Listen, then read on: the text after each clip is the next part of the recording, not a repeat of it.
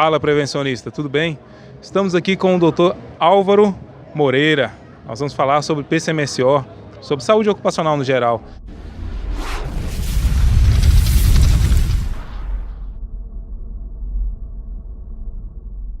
Estamos aqui no primeiro Prevale, aqui em Juazeiro, na Bahia. O bicho está pegando aqui. E o doutor que acabou de palestrar sobre o PCMSO, eu falei, cara, eu preciso entrevistar ele porque com certeza tem muito a acrescentar nos conhecimentos dos colegas aí. Enfim, doutor, tudo bem? Tudo bom, tudo já, Nestor. Prazer estar aqui, presente. Acho que foi um sucesso, está sendo um sucesso esse Prevale. Muita gente participando, acho que é uma iniciativa boa para o Vale de São Francisco. Né? Precisava ter um evento desse porte. Né? Com certeza, tomara que se dissemine em várias partes do país. Por que o PCMSO é importante? Bom, o PCMSO é um documento que serve para a empresa ter uma noção dos riscos que o trabalhador está exposto, dos exames que ele tem que ser submetido, seja o exame médico ou o exame complementar. É um documento que ajuda, é um dos documentos que ajudam a empresa a evitar que o trabalhador adoeça, que ele se afaste, que ele produza mais. Então ele é um dos documentos importantes. Não pode ser algo deixado em cima de uma mesa, porque senão vai ser só um papel. Se a empresa não seguir adequadamente um bom programa de controle de saúde ocupacional, o trabalhador acaba sendo prejudicado. Quais são os principais erros que o senhor encontra por aí nos PCMSO, das empresas que o senhor visita, que o senhor fica sabendo aí? Quais são os principais erros no programa? Acho que o principal erro que a gente pega é um médico fazer um programa que ele não conhece o ambiente de trabalho. Então, muitas vezes, ele simplesmente é convidado por um profissional da área de segurança para assinar um programa que muitas vezes já vem até pronto.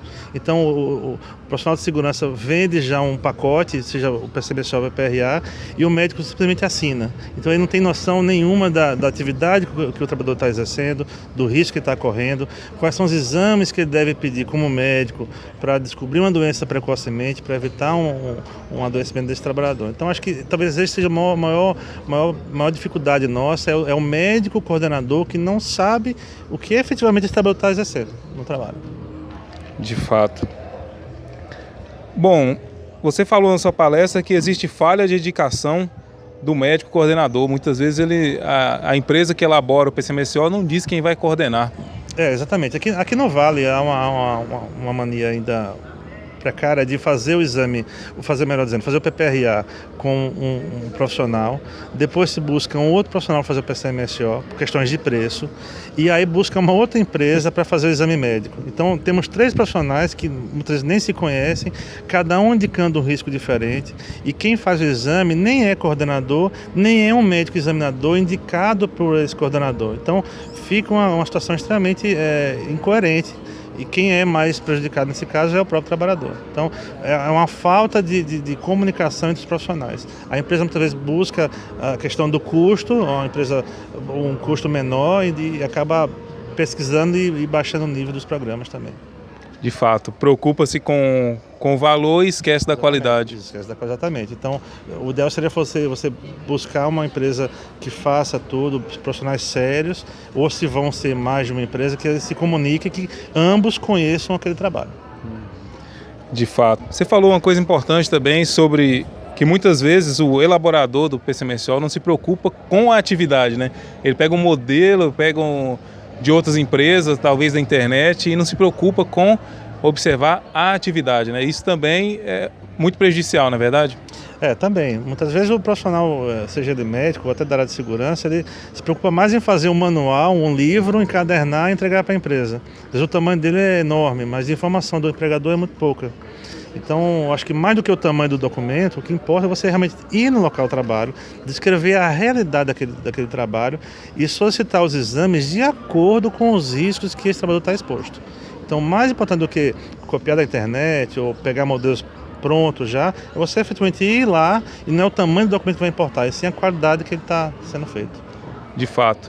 Sua opinião pessoal, você acredita que tem muitos médicos do trabalho que apenas pegam o PPRA e faz o PCMSO sem ir no ambiente de trabalho?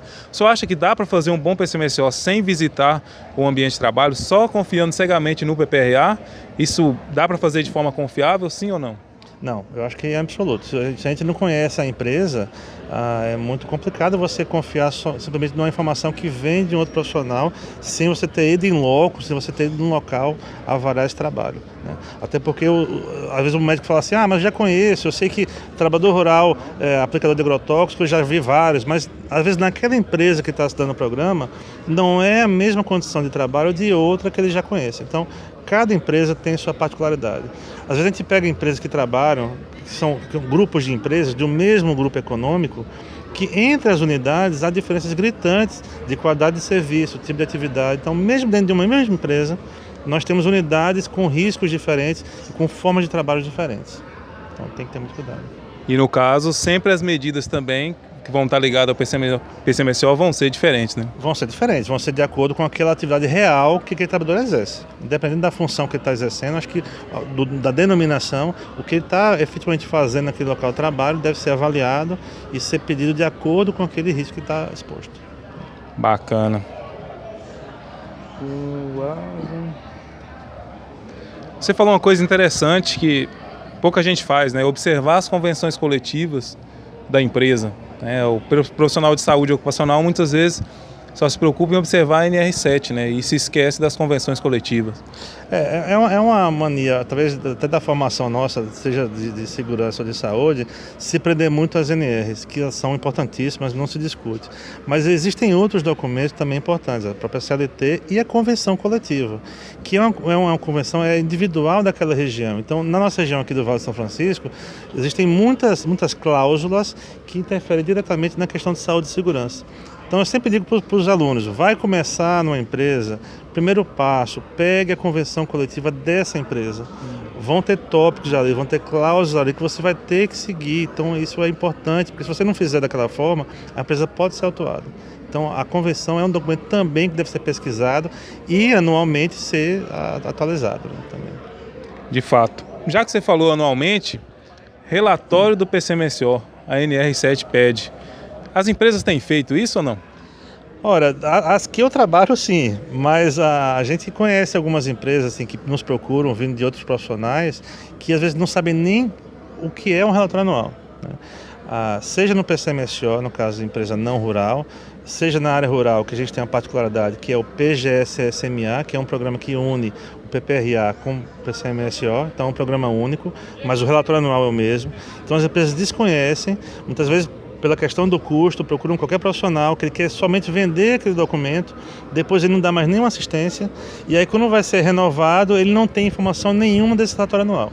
Então eu tenho que ter, na renovação, saber nesse ano do programa, de vigência do programa, quantos exames foram feitos, quantos demissionais, quantas consultas, quantos exames alterados, qual a perspectiva para o ano seguinte. Então isso é exigido pelo Ministério do Trabalho, isso está na NR e algumas empresas ainda por falta de orientação, de uma má assessoria, acabam não fazendo e sendo autuadas. Então é importante. De fato. Uma coisa que você falou durante a palestra que faz todo sentido é que, na verdade, o exame mudança de função deveria ser mudança de risco. Exatamente. Quem legislou, acho que deveria ter sido mais claro, né? Quando chama de mudança de função, nos dá uma ideia de que o exame deve ser feito ao mudar a função do trabalhador. Mas, na prática, o que importa é a mudança de risco ocupacional. Ele pode ser trabalhador rural e trabalhador rural da capina, da poda, e começar a aplicar agrotóxico, ele tem que fazer mudança de função, mesmo que a função, o nome seja o mesmo. Agora, se ele é um profissional da área administrativa e está sendo promovido dentro daquela mesma área, exposto ao mesmo risco, a mudança de cargo, a mudança de função, não implica em que seja feito o exame de mudança de função. Então, se fosse mudança de risco, talvez fosse mais adequado, mais fácil entender. As empresas confundem muito isso ainda. Então, é por aí. Bom, você falou sobre nexo causal de doença e atividade. Dá para você sintetizar de alguma forma assim, por que é difícil para o médico, para o setor de segurança da empresa, estabelecer o nexo da doença com a atividade em si? Bom, Nestor, aqui na nossa região do Vale, a gente tem uma particularidade que dificulta muito o estabelecimento do nexo, é a questão do safrista. Então aqui o trabalhador ele trabalha alguns meses, o contrato de safra, ele sai, parte para outra empresa, aí faz mais outro contrato e assim por diante. Quando surge uma doença crônica, ou uma doença que você sabe que foi causada pelo trabalho, mas não foi um acidente de trabalho, sim uma doença profissional, é difícil a gente estabelecer o nexo com aquele trabalho atual. Então a gente tem uma dificuldade, quando é um trabalhador mais antigo, que já tem anos da empresa, isso acaba sendo imperativo, mas para o safrista há uma dificuldade. O que eu quero dizer com isso? Se o trabalhador apresenta um câncer de pele, num contrato de 2 meses, é difícil a gente estabelecer o nexo desse câncer com o trabalho dele atual. Por mais que a exposição solar tenha sido a causa principal, mas outros contratos antecederam esse atual. Então é difícil a gente estabelecer o nexo e culpar, vamos dizer assim, essa empresa atual por um contrato tão curto por uma doença que ele apresentou. Então essa é a grande dificuldade. E faz todo sentido. Bom, doutor, muito obrigado pela entrevista. Espero que o senhor tenha gostado. Espero que, com certeza, vai ajudar milhares de pessoas por esse Brasil afora e que o senhor continue aí tão interessado, né, na área de segurança do trabalho a ponto de vir a eventos como esse, né, passar um pouco da sua experiência. Não, eu que agradeço, é um prazer te conhecer, estar aqui palestrando junto com vocês aqui. É realmente uma dificuldade muito grande, a gente que é da área de saúde, a gente tem um medo enorme de falar em público, mas como eu estava conversando com você agora há pouco, é mais difícil para mim dizer não num convite desse do que vir falar. Então o meu medo de falar acaba sendo superado. Então é um prazer mesmo, acho que o seu canal é um sucesso, eu acompanho e espero que a entrevista tenha sido útil para alguns profissionais aí da área no Brasil todo. Tá, ok? Obrigado mais uma vez. Com certeza vai ser. Falou, galera, brigadão. Tchau. Pronto. Edita tudo aí, vê se dá para salvar alguma coisa.